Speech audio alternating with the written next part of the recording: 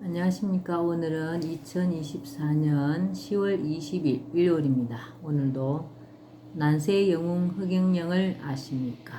책을 199페이지부터 읽어보겠습니다. 절대 해서는 안 되는 내각제 개헌. 내각제 개헌, 정치 기득권 세력의 강화. 정치권에서 종종 내각제로의 개헌 이야기가 흘러나온다. 헌법을 대통령 중심제에서 의원 내각제로 바꾸자는 것인데 그 의도가 뻔해 보인다.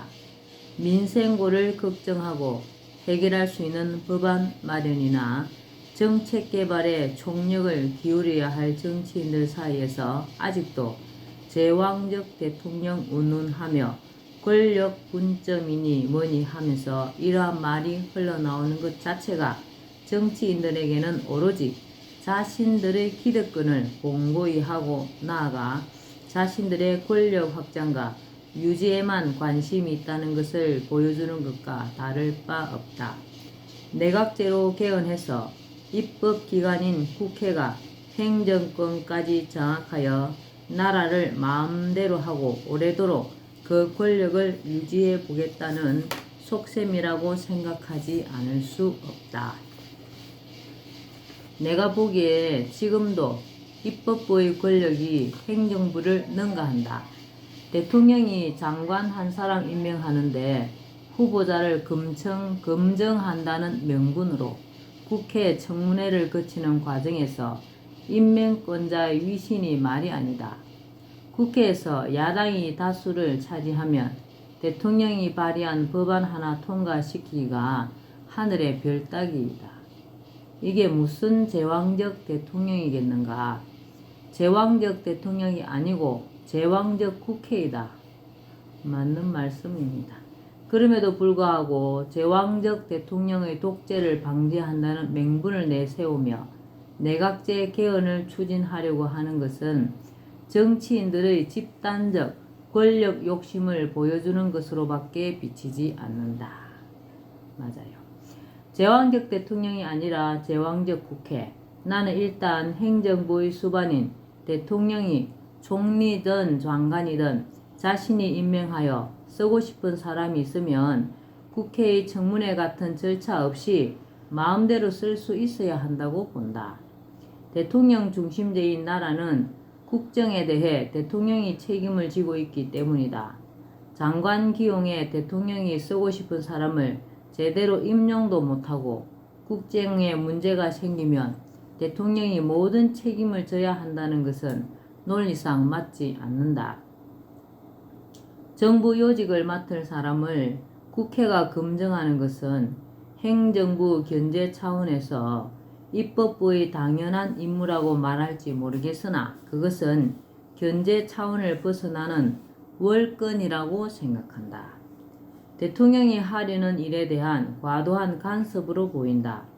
권력 분립의 목적을 벗어나 입법부의 독주로 권력이 편중된 상황이라고 봐야 한다.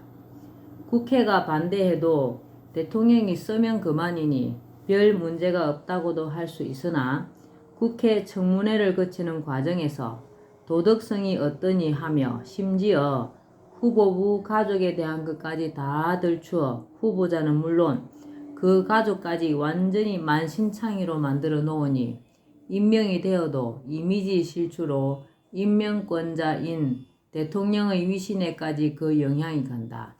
또 이렇게 되는 꼴을 당하기 싫어 적임자조차도 대통령의 부탁을 고사하는 경우가 많다. 이처럼 국회의 과도한 간섭으로 대통령이 장관 한 사람 마음대로 임명하지 못하는 제도를 만들어 놓은 상황에서 이제 제왕적 대통령이라는 구실을 내세워 의원 내각제 개헌을 주장하는 것은 참으로 어불성설이 아닐 수 없다. 누가 봐도 제왕적이라는 말이 수식될 곳은 국회이지 대통령이 아니다. 우리나라에서 하면 안 되는 제도. 내각제의 기원은 영국에서 찾을 수 있다.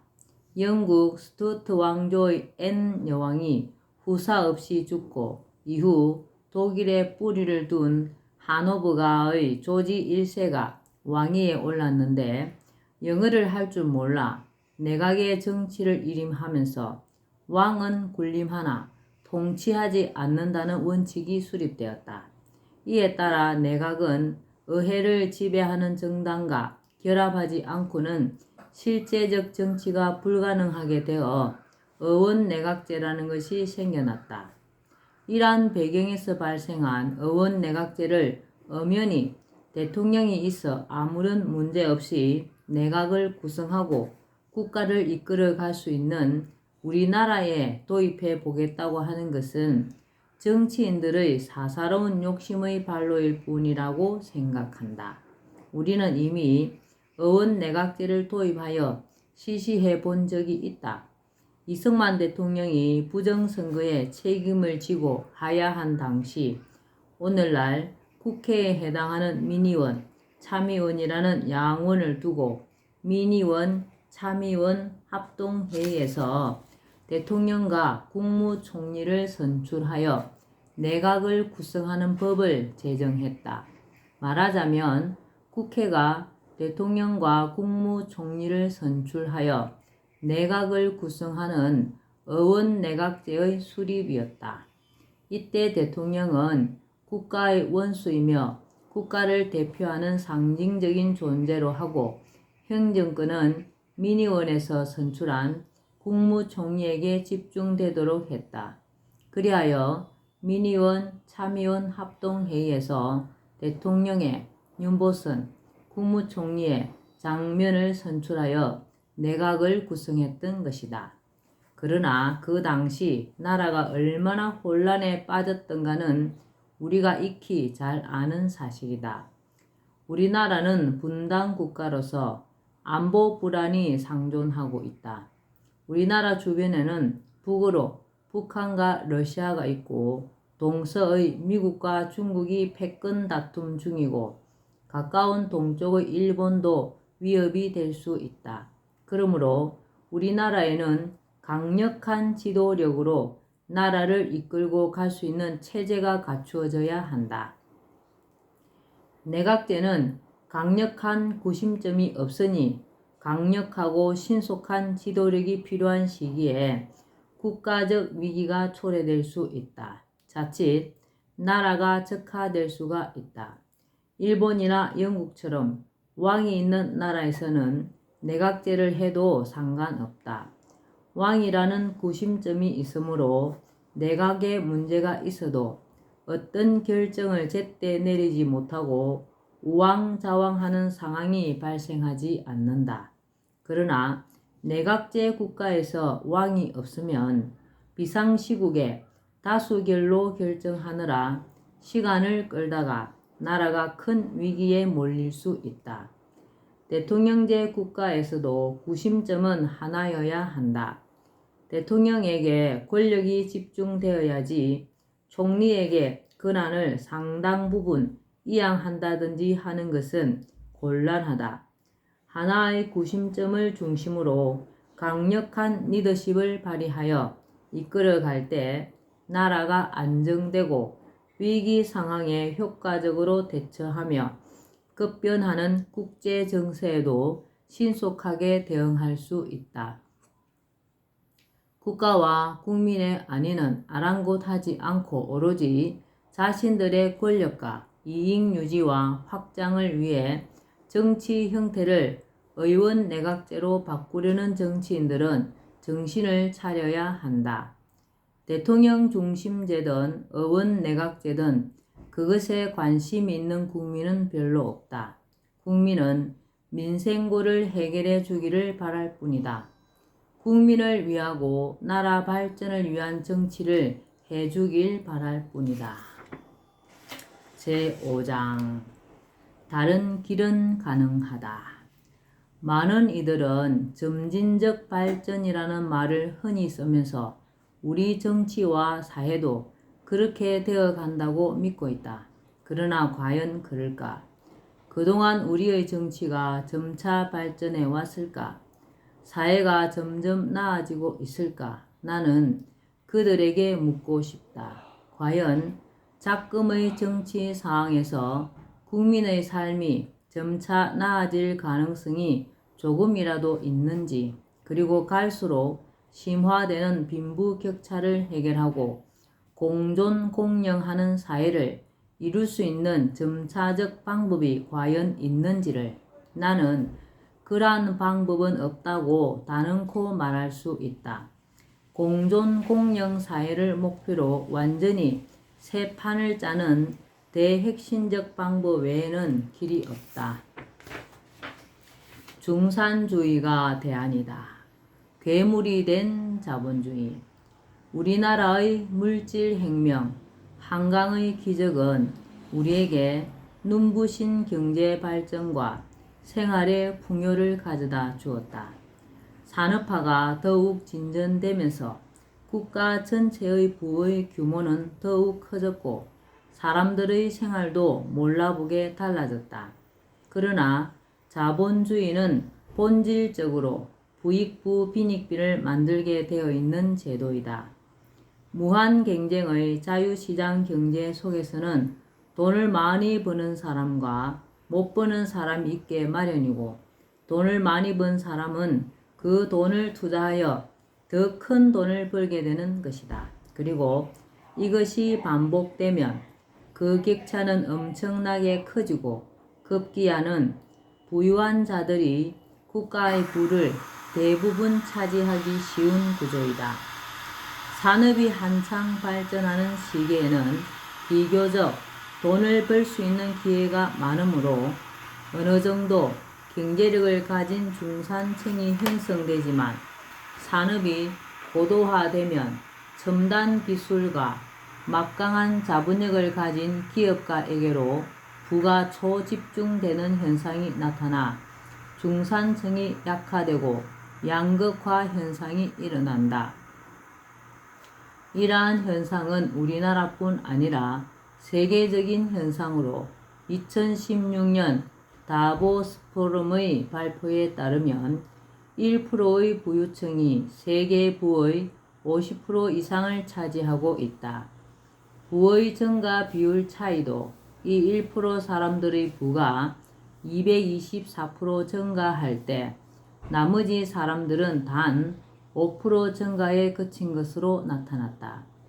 2015년 한 통계에 따르면 우리나라는 10%의 사람들이 국가 전체 부의 66% 이상을 차지하고 있다.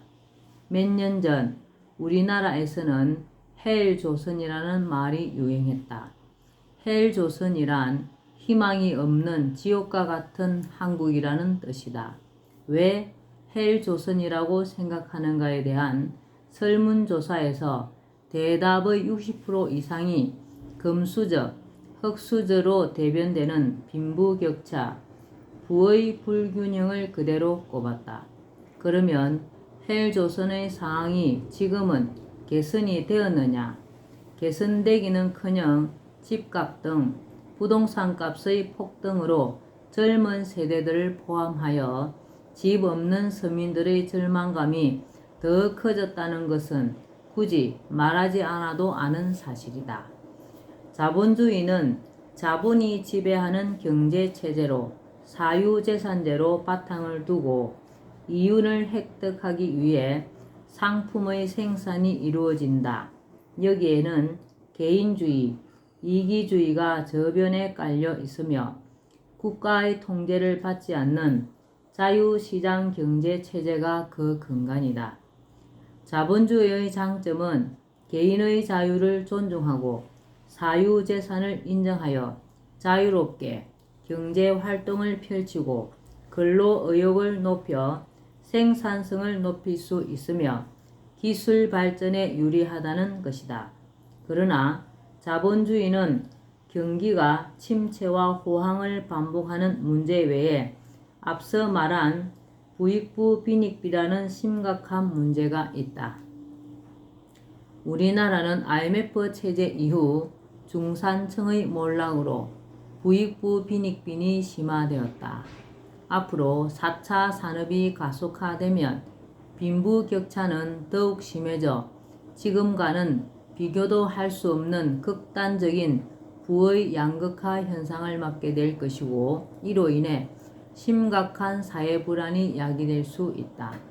현 자본주의에 대한 아무런 수정 없이 이대로 4차 산업시대로 나아가게 된다면 첨단 기술을 가진 소수의 사람과 가지지 못한 대부분 사람들 사이에 엄청난 사회 갈등과 전쟁이 예고되어 있다고 해도 과언이 아니다.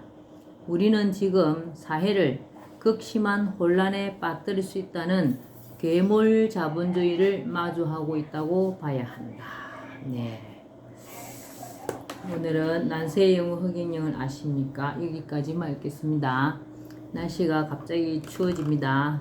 아침 저녁으로 건강관리 잘 하시고 흑인영을 많이 부르고 알려서 하늘의 복을 많이 짓는 행복한 하루 되시기 바랍니다. 감사합니다. 흑영영.